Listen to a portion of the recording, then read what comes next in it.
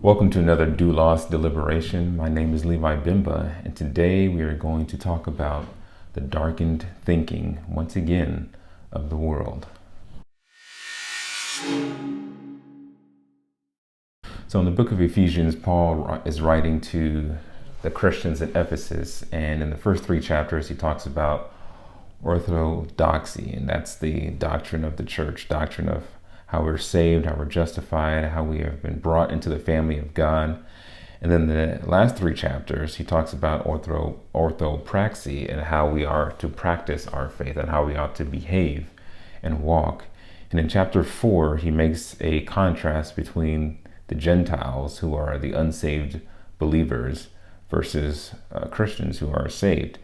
And he says in chapter 4, verse 17, he says, "This I say, therefore, and testify in the Lord, that ye henceforth walk not as other Gentiles walk, in the vanity of their mind, having the understanding darkened, being alienated from the life of God through the ignorance that is in them, because of the blindness of their heart." So that's verses 17 and 18. So Paul is here saying that we should walk as Christians, not like the Gentiles. So he says, don't walk like them. Don't walk in vanity. Don't walk with a darkened understanding. Don't walk as if you are alienated from God because you're full of ignorance. And that is the state of every single unbeliever, regardless of how brilliant they are, how mathematical, how great a mathematical understanding they may have.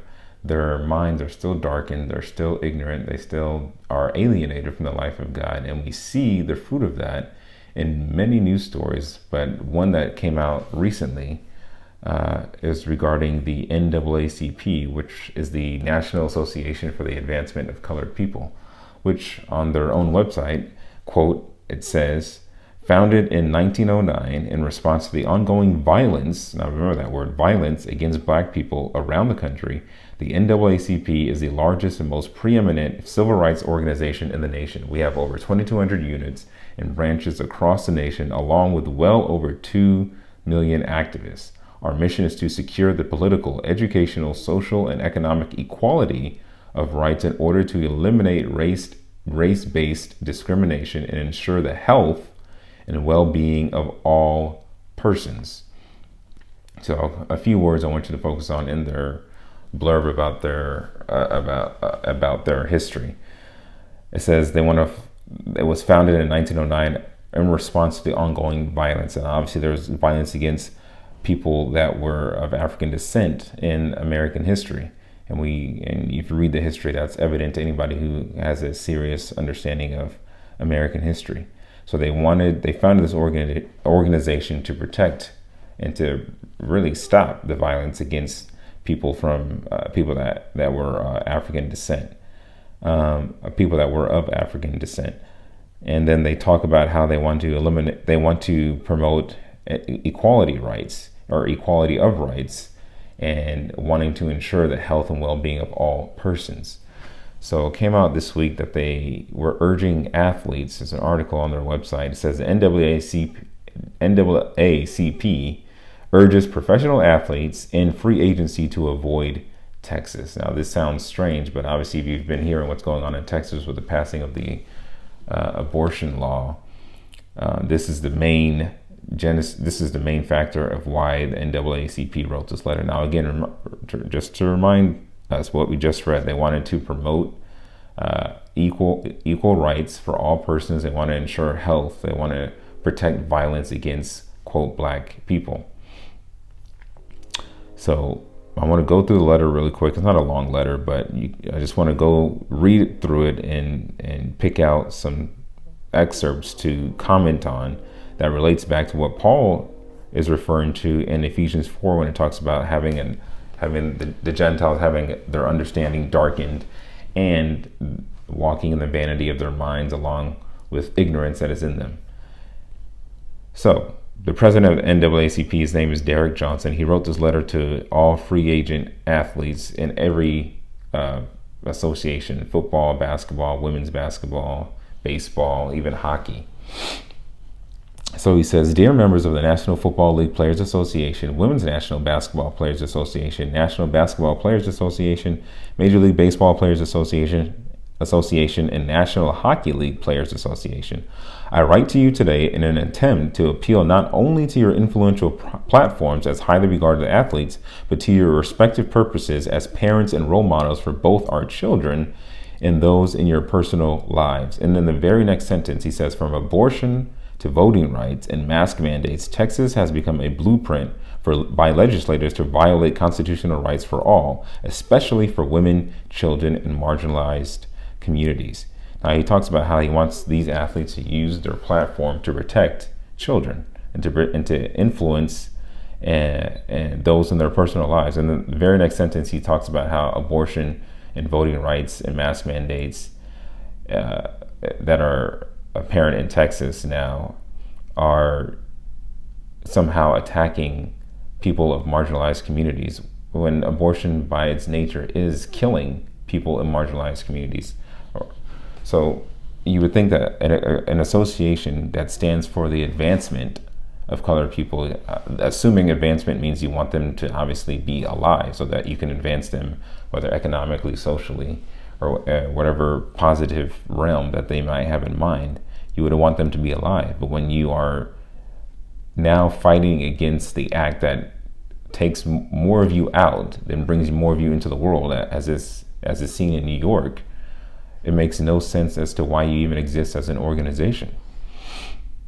So he continues, as we watch an incomprehensible assault on basic human rights unfold in Texas, we are simultaneously witnessing a threat to constitutional guarantees for women, children, and marginalized communities. Over the past few months, legislators in Texas have passed archaic policies disguised as laws that directly violate privacy rights and a woman's freedom to choose, restrict access to free and fair elections for Black and brown voters, and increase the risk of contracting coronavirus. If you are a woman, avoid Texas. If you are Black, avoid Texas. If you want to lower your chances of dying from coronavirus, avoid Texas. Now, coronavirus aside, even when you look at the stats for Texas, I think they're 18th in the country as far as deaths per 100,000 people. So it's not like they're one of the more dangerous places to live in regarding COVID-19. And even when you look at the stats, Texas, it says 246 out of 100,000 people is the death rate in Texas. And when you do the math on that, that still gives you like what's been known since last year, a 99% survival rate living in Texas when it comes to coronavirus. That's if you contract it. So the fact that they're wanting people to not even live in Texas or create an income for their families in Texas because of coronavirus makes zero sense. But even more so, they're saying that Texas is attacking women's privacy rights and their freedom to choose. And again, the world likes to play semantic games and likes to tone down evil and tone down the names of sin. And when it says a woman's freedom to choose, it means they're just cutting off the sentence. It means a woman's freedom to choose to kill her baby, to kill a baby that she willfully brought into the world, most likely, and just didn't want to have to raise another child and deal with clothing and caring for them and loving them, because she wanted to just keep living her own life. And again, leaving the father out of it. But even though some men go along with this is an assault on children themselves. And again, these are the same children that grow up to be the men and women that are quote unquote Black, that they claim to want to be advancing in their organization. So he continues, Texas Governor Greg Abbott has enacted an extreme law that threatens to upend our democracy and has approved of new political maps that dilute the voices of people of color. By limiting the ability to offer free and fair elections to all, Texas remains a state of hostility for many communities. Recently released data from the 2020 census shows that people of color have driven 95% of the Texas population growth. Yet new voting legislation and political maps put these communities at risk of not being able to participate in their democracy. These laws are intended to suppress our constitutional right to vote. As far as I know, there's no law in Texas that prevents you from voting if you have an ID, or if you're able to prove who you are as a citizen of the United States. And the fact that people of color, which is again, I think is a worldly category, but to use his terms, the fact that 95% of the population growth are people of color. It doesn't seem like those people there are feeling like they're in danger of not being able to live in Texas based on the laws that have been passed. You would think that if that were the case, a vast majority of them would be moving out. Derek Johnson continues, the Texas government has also empowered vigilantes with the authority of the law, going so far as to offer a $10,000 incentive to sue all who aid women in exercising their constitutional right to an abortion. This leaves nearly everyone involved in the procedure liable to lawsuits, including doctors, nurses, insurance companies, and even ride-share drivers who help take women to receive services. Now, this is true. This law that was passed, again, which is not a criminal law, it's just a civil law that you can sue people who are engaging in the murder of children. And again, to pretend like that's even some kind of justice being done is not anywhere close, because as God makes clear in Genesis 9:6, whoso sheddeth man's blood, by man shall his blood be shed. And so if somebody is killing children, they ought to be put to death. And that includes everybody who's involved. That includes the mothers who are taking their child to these abortion clinics to have them killed. And I've heard people on the right, political right, conservatives, say that, we shouldn't demonize these women. They're just victims of Planned Parenthood. But we have to remember, women are sinners too. Women are not necessarily, they're not ignorant of the evil that they are committing. They know where babies come from. They know where they came from. They know they had a mother, they had a father, and that no woman out there is thinking that they came out of the sky, or they came down from heaven, unless they're incredibly vain. Other than that, every woman knows where they came from. And to pretend that they didn't know that they were at one point in their mother's womb, and when they're going to kill the child that's in their womb, is just, I think it's a false argument. There's no woman out there who went to have an abortion who didn't know that it was a child inside of them developing and growing. Derek Johnson continues, as a result, physicians can't uphold their Hippocratic oath to properly and ethically care for women and children, which is just, this is one of those things that these people they're blind. The understanding is darkened. Let me read that sentence again. It says, physicians can't uphold their Hippocratic oath to properly and ethically care for women and children. This is regarding abortion.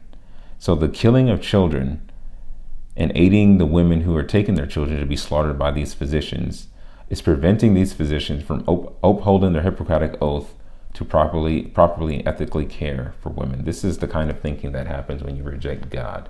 You're not functioning on a level of rationality. You are now just in nonsensical land because you can't think straight, because your mind is darkened by the blindness that's in your heart and by your own sin and by the devil himself.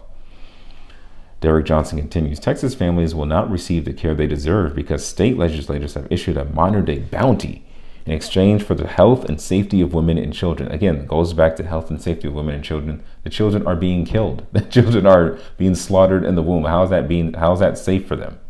By passing this law, Texas legislators have created a healthcare institution that isn't safe for anyone. Again, this is the fruit of a darkened mind. They just can't think straight. He continues, concurrently, the Texas Attorney General is suing school districts that prioritize the health and safety of their students and teachers by requiring masks. Children are currently unable to receive any coronavirus vaccinations, therefore putting them at further risk of infection to this deadly virus. Texas legislators would rather have children as coronavirus patients than implement laws that protect their most vulnerable demographic. And we can go and debate on that till we're blue in the face. But as far as even the CDC is concerned, children are not at risk of dying from coronavirus. And one of the largest studies done on masks showed that they really offered little to no benefit for children wearing them within schools. But that's beside the point. Yeah, Derek Johnson continues. He says, Texas is setting a precedent for effectively dismantling civil rights throughout the nation. Their top priority is infringing on their constitutional duty to promote the general welfare. Now just think about that. Because Texas is wanting to limit abortions, they're now counteracting the general welfare of the people of their state. It's just darkened thinking. The Bible is so clear and so true when you see the fruits of people who reject the authority of God and his word. It is time we take the situation into our own hands and stand up for what is right. And if you were to ask anyone, especially Derek Johnson, what is right, he would say whatever he thinks and feels is right, or whatever the vast majority of blacks agree on is right, or whatever the vast majority of colored people agree on, that must be right for them. He would not give you any objective standard at all. It is up to those with a voice to stand up for the women in our lives, to protect our children and our fellow citizens. I don't know how many times children is mentioned in this letter, but children are the ones who are being killed in the womb. So every time he says we want to have safety for children, we want to protect our children, and then the same breath saying we want to protect abortion, it's just the fruit of a mind that has been closed off from the light of God. He says, if you are considering signing in Texas, I ask you to ensure that owners are upholding the responsibility of protecting you, the athlete, and your family. I ask you to use your influence to help protect the constitutional rights of each individual at risk. We have already seen private industries eliminate Texas from their list of potential business, and multi-billion-dollar corporations such as Salesforce offering to relocate employees, citing a moral responsibility to their employees in society. Now, even corporations, they are not just in the business of making money. They also have a moral compass, for lack of a better term, but it's just broken and deformed and corrupt, which is why they are leaving a state that is trying to protect babies from being killed, because they are trying to preserve some semblance of moral responsibility for, quote, their employees in society. Doesn't make sense at all. Now is the time to discuss legislation at all levels, ask owners to protect their athletes, and demand that our democracy is upheld. Texas lawmakers have destroyed the state's moral compass by passing these laws. So because they want to protect the unborn from being killed, they are now destroying the state's moral compass. I don't know how much more perverse and how much darkened you can get in your thinking when you are saying that the moral compass, the moral direction that presumably is supposed to be going in a good direction, is now being destroyed because we are not allowing women to kill their babies. And not even to the point of we're going to put them to death, just to the point of they may be sued, or their abortion clinic may be sued. So now women are just coming to Oklahoma or going to other places around the surrounding states to go kill their babies. In return, we are asking that you seek employment with sports teams located in states that will protect, honor, and serve your families with integrity. We are now pleading with you. If you are a free agent and are considering employment in Texas, look elsewhere. The Texas government will not protect your family. Demand that Texas owners invest in your rights and protect your investments. Texas is not safe for you, your spouse, or your children. Until the legislation is overturned, Texas isn't safe for anyone. Sincerely, Derek Johnson, NAACP president and CEO. So this guy is telling these free agents of the NFL, the WNBA, the NBA, the NHL, that they are not safe living or playing in Texas, because Texas doesn't want to kill the children that they may become pregnant with, or they may impregnate somebody with, which is insane. So because they don't want to kill those children that he claims that he wants to protect, Texas is not safe for these free agents' families. But again, this is what Paul refers to in Ephesians chapter 4, verses 17. Don't walk as the Gentiles walk, in the vanity of their mind, having the understanding darkened, being alienated from the life of God through the ignorance that is in them because of the blindness of their heart. I mean, it can't get any more stark than that. Vanity, darkened understanding, alienated from God through ignorance, and blindness of heart. That's what the world is, and that's how they operate. And that letter from Derek Johnson is the fruit of, really is a prime example of what Paul is mentioning here as regarding Gentiles or unbelievers who are not walking according to the calling of God as laid out in his word. And this is why they need the gospel. This is why right believing is first before right thinking, because we can fight and claw and try to convince people to think rightly, but at the end of the day, if they do think rightly and they die and go to hell, what profit has been made? really none. So we have to remember that it's not that these people are necessarily our enemies, because we were there ourselves, and in our own ways we were alienated from the life of God. We were ignorant. We were in vain. We were walking in vanity before we were saved. But the good news is that Christ died for sinners, just like Derek Johnson, just like others who are who agree with the letter that he's written. And Christ is urging them and really commanding them to repent and believe on him, that they may be saved from their sin, not just so that they can think rightly, but also that they can live rightly and believe and have a relationship and have fellowship with God, which is the ultimate blessed state that any human being can ever be in. So again, I thank you for listening, and I hope that